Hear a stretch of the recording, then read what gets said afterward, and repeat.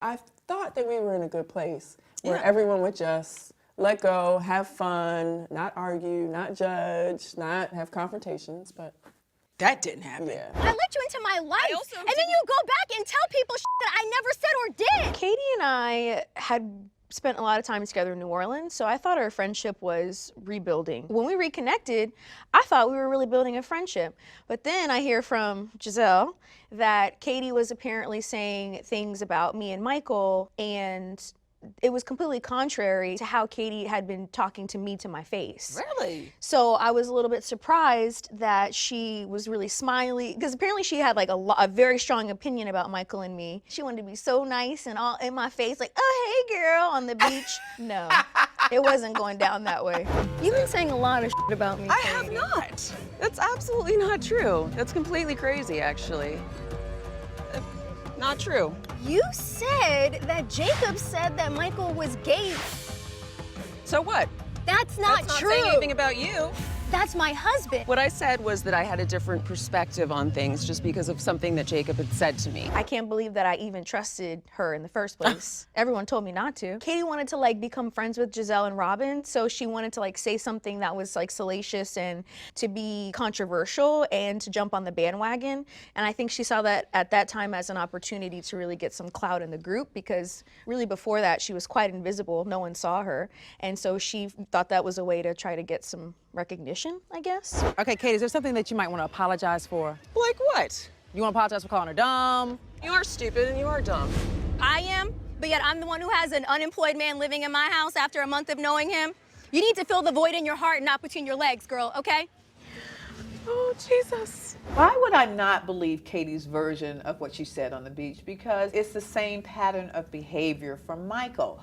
I find it very difficult, and I wish I could believe, but I do not believe Ashley's version. Again, that's a master of deflection move, you know, and it's not working. We're not buying it as a group of women, as a group of friends. We're all sitting here listening to her thinking she's so in denial, and that's why she needs us more than ever. I saw what appeared to me to be one of the few times that Ashley's exhibited real emotion, when she was arguing with Katie. You don't have to throw fuel on the fire. You know I was going through a hard time. Maybe that is because Ashley trusted Katie, and she's maybe shocked that now she's opening her mouth to start drama about Michael. I've known from the beginning that Katie shouldn't be trusted based on our first times hanging out together. So I knew that I shouldn't, but I just didn't listen to my gut, and I did. And so, you know, burn me once, shame on you. Burn me twice, shame on me, honey. There won't be a third time.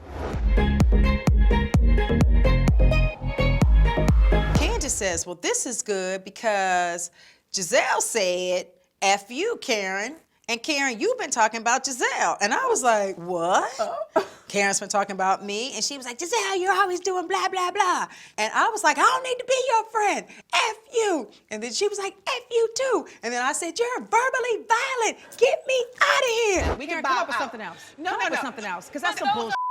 When it's the truth, I don't have to. That's the truth. Karen, you come are up with something else. You're a liar. I don't want to stay with her. I'll change the goddamn room. Giselle, just for 1 second. I bowed out to thank the people on Instagram, and I will do it again. But you can understand why she'd be upset. Hell no. We all have been in a position where Gizelle has done or said something that was pretty negative toward all of us at one Messy. time. And messy. Yeah. That's the word, messy.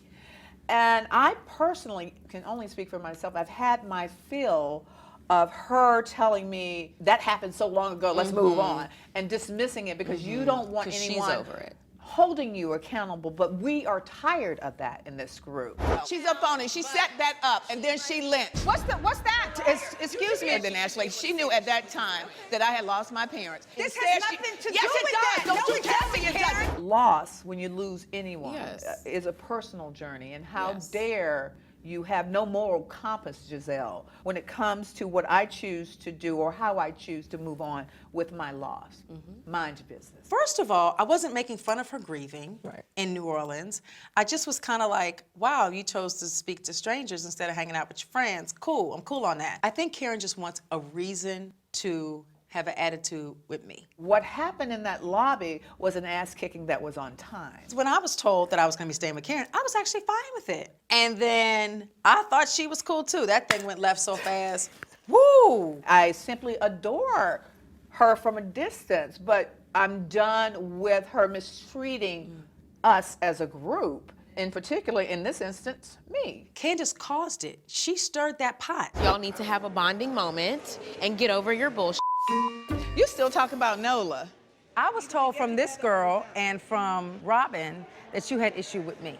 You can't stir the pot and then walk away like, I didn't mean it. What happened? Don't even act like that. Don't air it. You did it, Giselle. Nobody is disrespecting your parents. You did. Y'all were too old to be yelling in the lobby. What is it with these girls in lobbies? Well, they were supposed to share a room, and I guess that it would have been a nice bonding thing between them. Yeah. All of this fighting is unnecessary. It didn't work out. You've been very violent and aggressive toward me right now. Giselle, I'm not What buying day it anymore. was I I don't buy it aggressive to you? anymore. I just can't stand your monkey ass right now because you are a liar. We should know not to be carrying on and fussing and fighting in the lobbies. I love a good lobby fight. Yes. I'm not ashamed of it. And I could care whether I'm in a lobby or a toilet. If Giselle ever comes at me on this subject again, she will get served wherever she is at.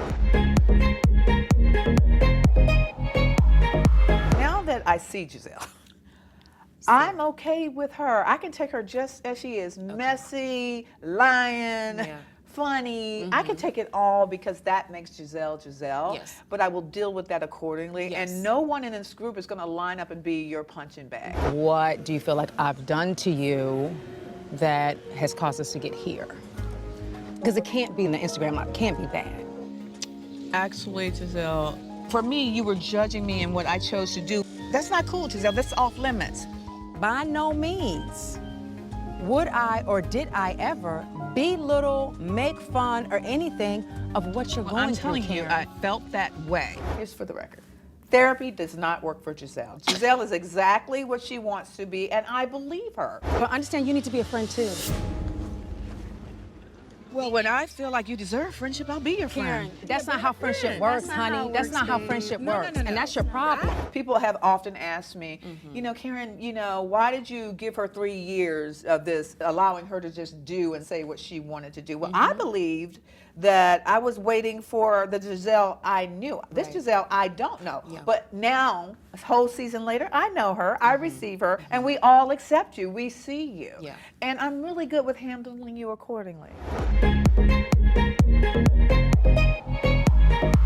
Robyn is going to be late for She's habitually her late. funeral. Robyn She's is late habitually late. for everything. I was really surprised Robyn missed her flight. Now, she came close in New Orleans, right? She was late. She always comes through, but this time that RD time was way late. I think our flight was at 8 a.m.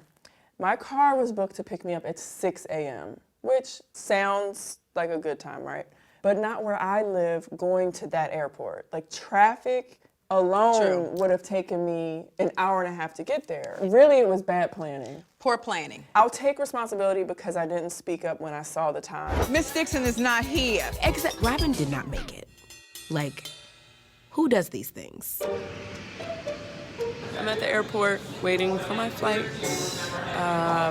My friends have already landed in the Cayman Islands. This is not okay. Me, the pathetic one, I'm by myself at the airport waiting. I invited these ladies on this trip and I missed the damn flight. What do we have no host. So we have no host. Right. We did. We had people appoint themselves as hosts. That never works. So Ashley, in the meantime, since I'm not there, I'm going to put you in charge as my deputy hostess. Oh, Lord, you got demoted all the way. Who was taking over as host in her place? It was me. Really? Yeah. It was me. I love how you find that so funny, Monique. Robyn always makes it like right in the nick of time, so I really didn't think she was gonna miss it. But she did. I think Robyn is aloof, and she's at She's home, so comfortable and when she she starts comes in. packing, and then she goes over that's it. here and checks Instagram, and then she goes and, you know, talks to Corey, and then she looks up, and it's like, oh, I've missed my flight. Robyn actually missed 2 flights. She didn't miss 1 flight. Robyn missed 2 flights. She was supposed to come in on 1 flight, didn't get that one. She had to catch a later one. Wow. I sat there, I ate, I drank, ate, drank, ate, drank. Robyn and I shared a room together in the Caymans. And when we were supposed to leave to go downstairs to meet everybody for breakfast or what have you, I was always knocking on Robyn's door saying, Robyn, come on, we gotta go, we gotta go. So I think if Robyn doesn't have somebody who's keeping her on a clock, she just kind of loses track of time.